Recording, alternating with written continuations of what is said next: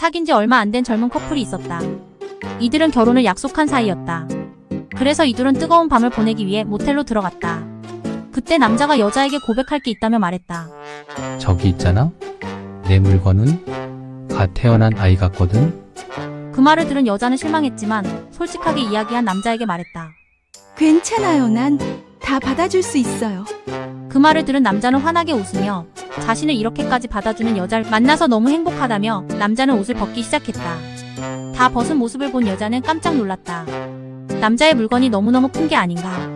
그래서 남자에게 물어봤다. 저기?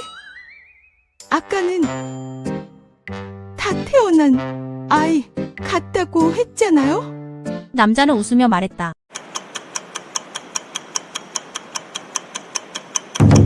그래 맞아. 갓 태어난 아이. 봐봐. 3.25kg에 38cm 맞지?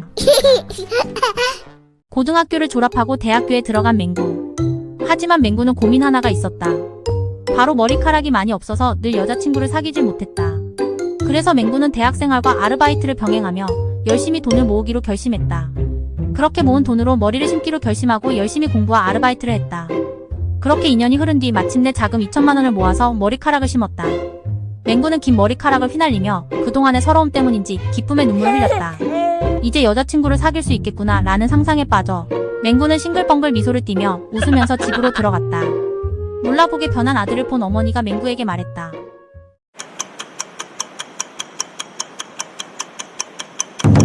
맹구야, 영장 나왔다. 다음 주 입대란다. 어느 스님 한 분이 있었다. 그 스님은 길을 가다가 놀이터에서 서로 싸우고 있는 중학생 둘을 발견했다. 스님은 다가가서 싸움을 말렸고 잘 풀어주기 위해 한마디 했다. 얘들아, 싸움은 안 좋은 거란다. 다시는 서로 싸우지 말거라. 알겠니? 그러자 중학생 중에 한 중학생이 말했다. 도대체 누군데? 우리 일에 참견이에요. 그러자 스님이 말했다. 보면 모르겠니? 난 중이야. 그러니 더 이상 싸우지 말거라. 라고 하자 중학생 둘은 서로를 쳐다보고 황당한 듯 웃으며 말했다.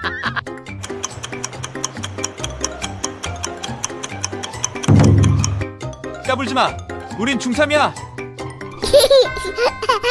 TV 진품 명품에 어떤 남자가 출연했다. 그 남자는 자신의 집안에서 대대로 내려오는 문서를 들고 나왔다. 그 남자가 말하길 최소한 500년은 좋게 넘었고 자신의 집은 예로부터 대궐 같은 양반집에서 살았다고 했다. 마지막으로 조상분들께서 정성껏 문서를 보관해온 점을 보아 엄청난 희소성이 있는 문서로 알고 있다고 했다. 그래서 이 문서는 집안 대대로 내려오는 가보라면서 으쓱거리며 자랑했다. 당당한 모습으로 엄청난 액수가 나올 것을 기대한다며 남자는 자신 있는 얼굴로 말했다. 드디어 심사위원들의 감정이 시작됐고 얼마 지나지 않아 감정 결과가 나왔다. 결과를 발표하는 심사위원 중 한 심사위원이 말했다. 이것은 500년이 넘은 문서가 맞습니다. 또한 매우 보관이 잘 된 문서입니다. TV 진품 명품에 참석한 출연진과 방청객들은 심사위원의 말을 듣자 흥분하기 시작했다. 문서를 가지고 온 남자도 확신에 찬 듯 웃으며 자신 있게 손을 머리 위로 흔들기 시작했다. 계속해서 심사위원이 문서에 대한 설명을 이어나갔다. 네, 모든 심사위원들과 심사숙고하여 내린 결과 이 문서는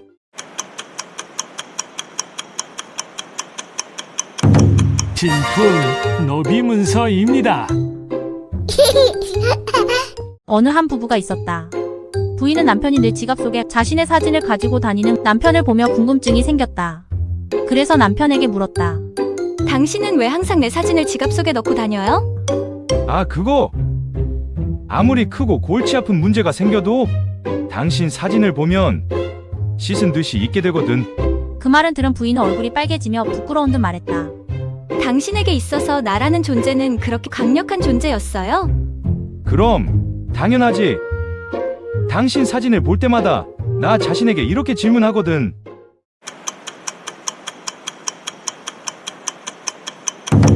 이것보다 더 큰 문제가 어디 있을까? 라고 말이야. 어느 할아버지와 할머니가 살고 있었다. 이들은 하루가 멀다고 매일매일 싸웠다.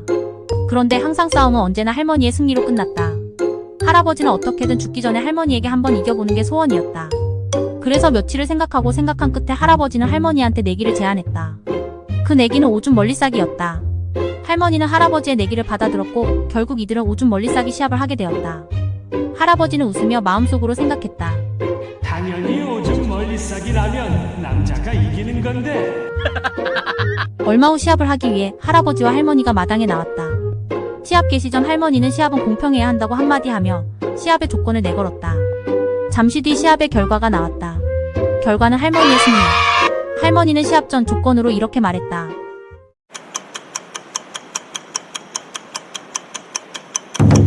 영감, 손대기 없슈?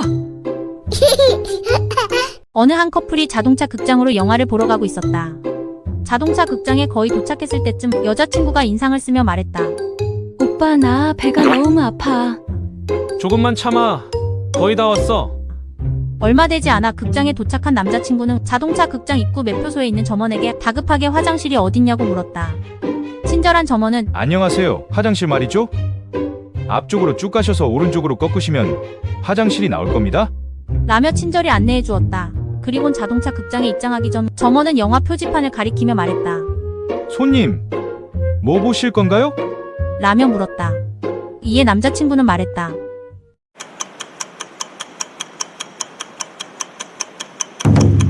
똥이요. 한 남자가 은행 창구에 속도 위반 벌금을 내러 은행에 갔다.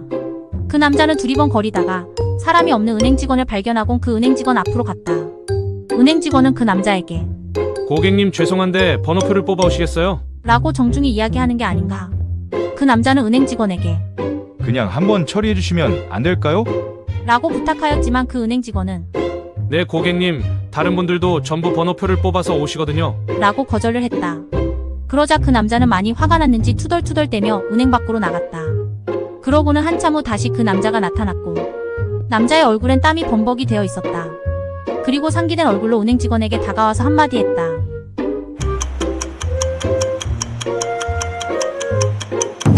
자, 됐죠?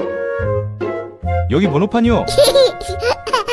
어느 날 담임 선생님은 모든 학생들이 제출한 가정환경 보고서를 보고 학생들에게 추가 질문을 하고 있었다. 그런데 담임 선생님은 만드기가 제출한 보고서를 보고 고개를 갸우뚱거렸다. 저기 만드가? 아버님이 선장이시니? 아니요. 그럼 어부시니? 아니에요. 그럼 횟집을 하시니? 아니거만요. 담임 선생님은 만드기에게 계속 이것저것을 물어봤지만 만드기는 다 아니오라고만 했다. 마지막으로 담임 선생님은 만드기에게 물었다. 그럼 왜 아버지 직업을 수산업이라고 썼니? 그러자 만드기가 이해가 안 간다는 듯 담임 선생님을 바라보며 말했다.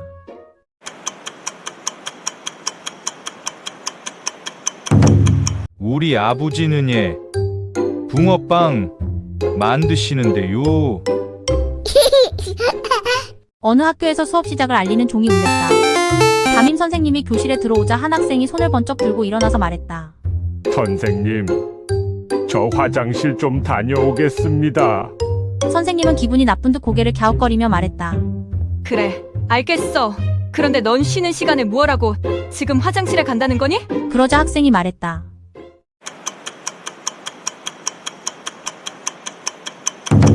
내전 항상 자기 전에 화장실을 다녀와야 하는 습관이 있거든요. 어느 분식집에서 비극적인 일이 일어났다. 그 일은 분식 세계에선 아주 큰 사건이었으며 일어난 상황은 이러했다. 김밥과 어묵은 서로 라이벌 관계였다. 하지만 김밥과 다르게 어묵은 김밥을 많이 미워하고 질투했다. 어묵은 김밥이 겉과 속이 다른 놈이라는 이유로 김밥을 싫어하게 됐다. 그러던 어느 날 밤 어묵은 김밥이 자고 있는 사이 김밥을 없애기로 계획을 세웠다. 어묵은 어둠을 틈타 김밥에게 다가가 포크를 이용하여 김밥을 마구 찔러댔다. 이어서 들리는 고통스러운 비명소리. 제발 그만해. 어묵은 그 후로도 한참을 찔렀고 어묵이 지쳐 갈 때쯤 말했다. 겉과 속이 다른 긴 밥. 내가 정말 싫어. 그러자 김밥이 하는 말.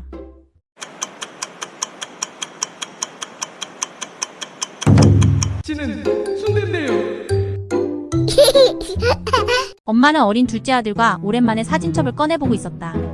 엄마와 아들은 함께 사진을 보던 중 둘째 아이를 임신했던 때의 사진을 보게 되었다. 엄마의 배가 불러있던 시기에 첫째와 함께 찍은 사진이었다. 사진을 유심히 보던 둘째 아들이 엄마에게 물었다. 엄마, 나는 어디 있어요? 엄마는 손가락으로 사진 속 엄마의 배를 가리키며 말했다. 응, 여기를 보렴. 너는 엄마 뱃속에 있단다. 그 그 이야기를 들은 둘째 아들은 이해가 되지 않는다는 듯 고개를 갸우뚱하며 엄마에게 물었다.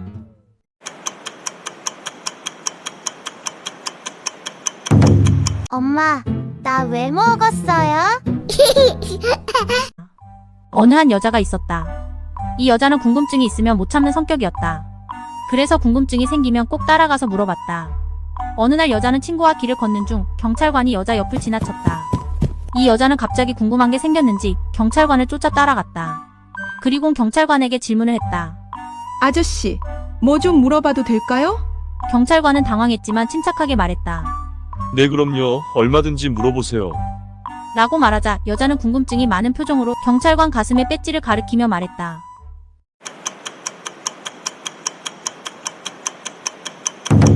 아저씨, 이게 짭새예요?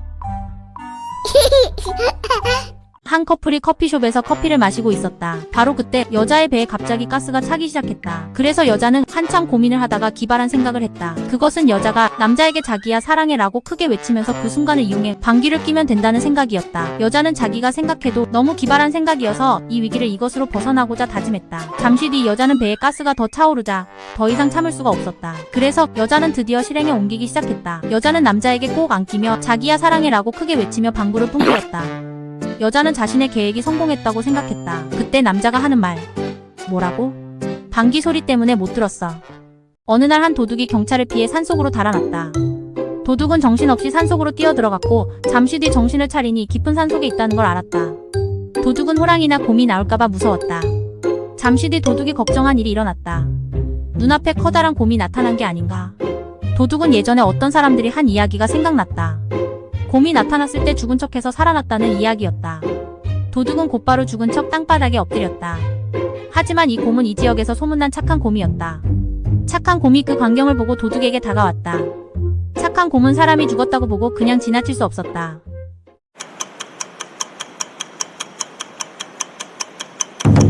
도둑을 양지 바른 곳에 묻어줬다.